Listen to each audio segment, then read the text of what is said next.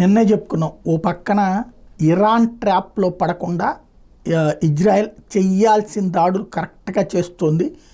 లెబనాన్లోని Beirut మీదన నిన్న విరుచుకుపడింది.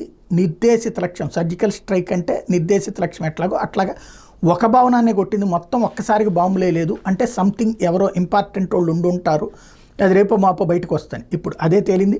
Hezbollah చీఫ్ని అంతం చేసి దాడులను ఉధృతం చేసినటువంటి ఇజ్రాయెల్ ఇప్పుడు ఏకంగా లెబనాన్ దేశ రాజధాని నడిబొడ్డును దాడికి దిగబడింది. బీరూట్ నగరంలో దేశ పార్లమెంట్ ప్రధానమంత్రి కార్యాలయం, ఐక్యరాజ్య సమితి, లెబనాన్ ప్రధాన కార్యాలయాలకు కూతవేటు దూరంలో ఉన్నటువంటి ప్రాంతం మీదన దాడి చేసింది. గురువారం తెల్లవారుజామున సెంట్రల్ బీరూట్లోని బషారా జిల్లాలోని ఒక అపార్ట్మెంట్ మీద జరిగిన దాడిలో 9 మంది మృతి చెందారు.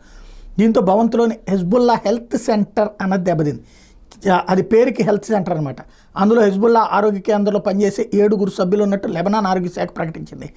కానీ మనాద్ ప్రాంతంలోని హిజ్బుల్లా మీడియా సంబంధాల భవనం మీద కూడా దాడులు జరిగింది.